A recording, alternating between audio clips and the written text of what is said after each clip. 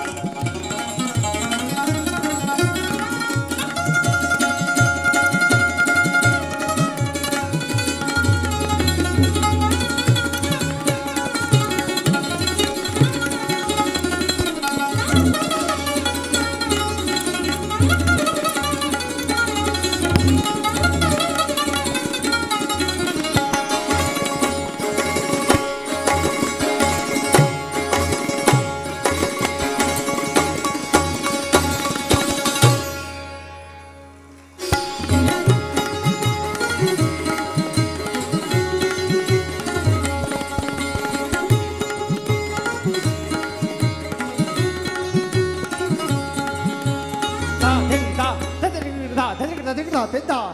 Din da, din da, din da da tin da. Da da da da da da tak tin da tin da.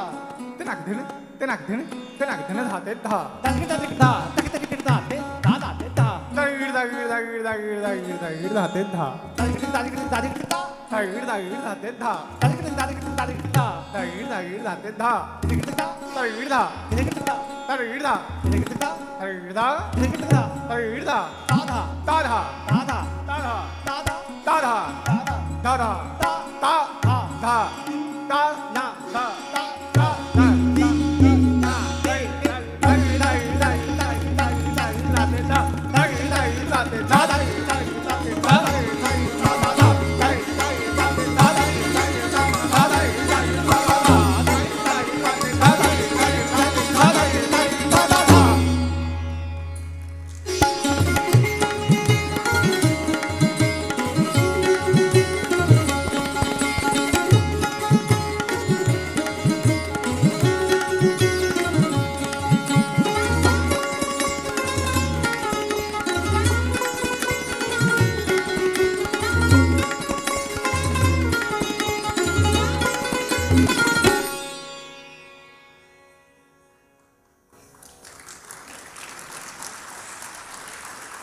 Thank you very much.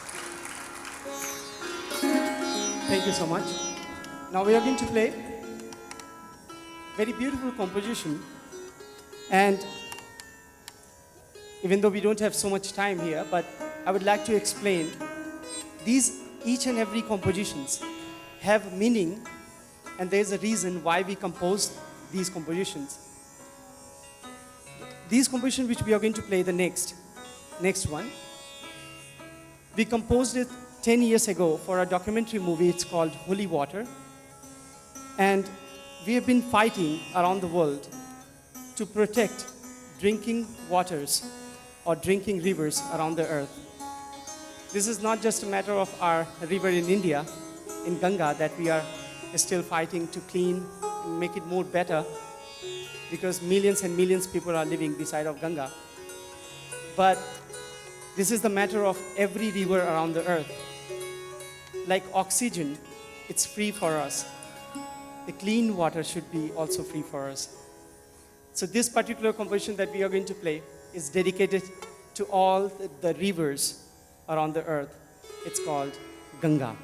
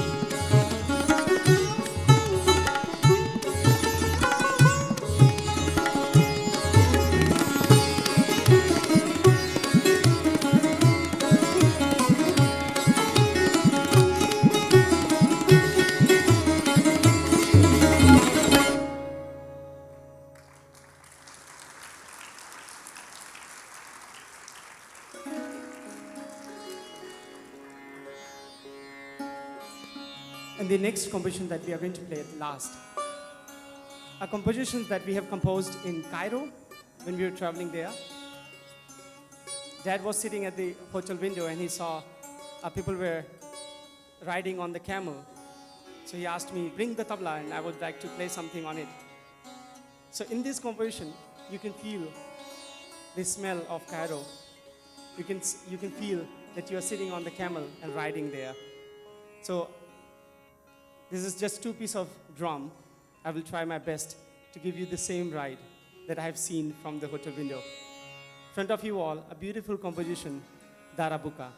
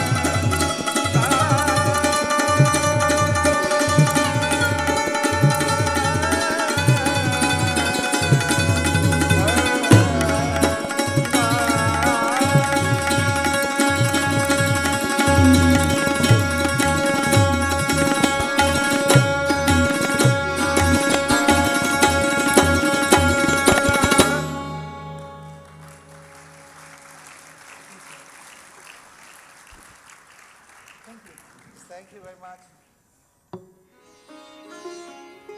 Now we are going to play a composition which is very close to us. We loved it so much. I'm sure you will like it. The composition is called Heart of East, Heart of Purab.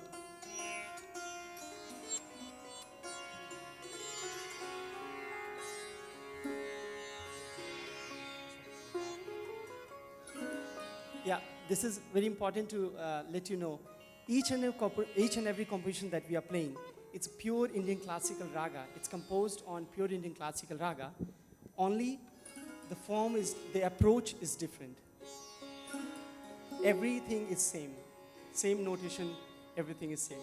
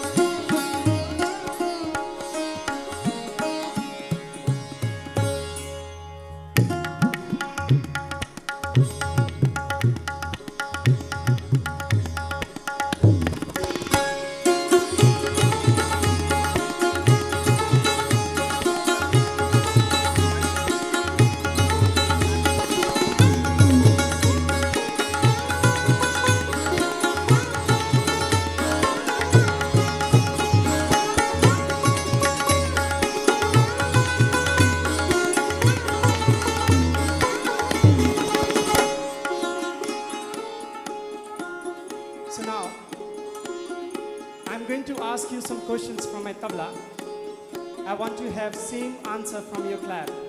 Let's see if you can follow. Abhishek is going to give you a hint how to do that.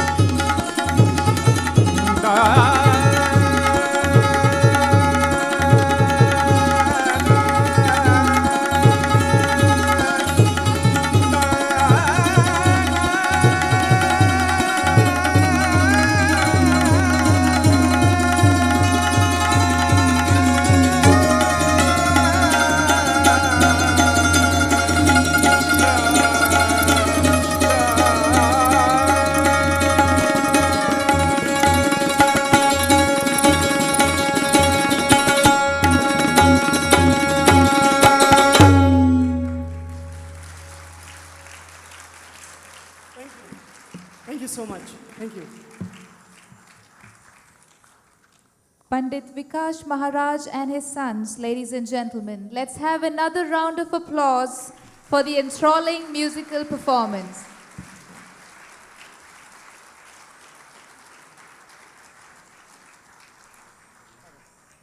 I now request the High Commissioner to escort the Honorable Pehin and spouse to take a group photo with the performing musicians.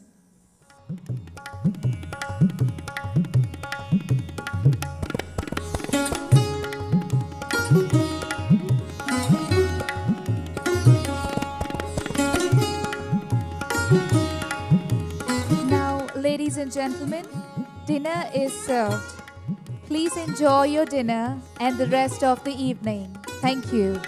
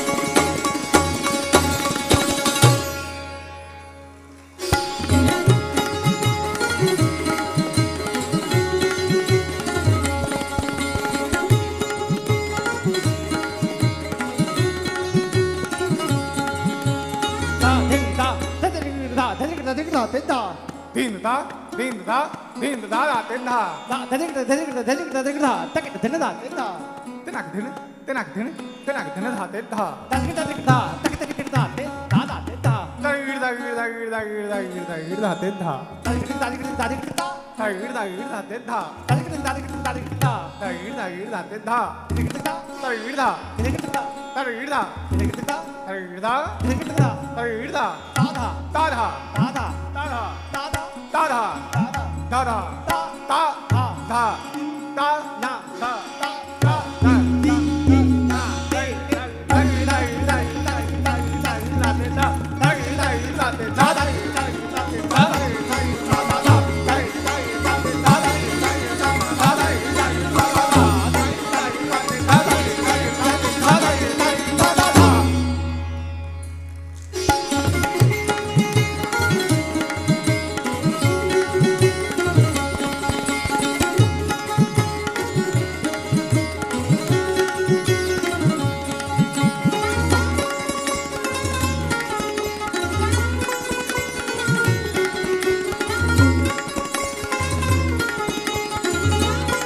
Thank you.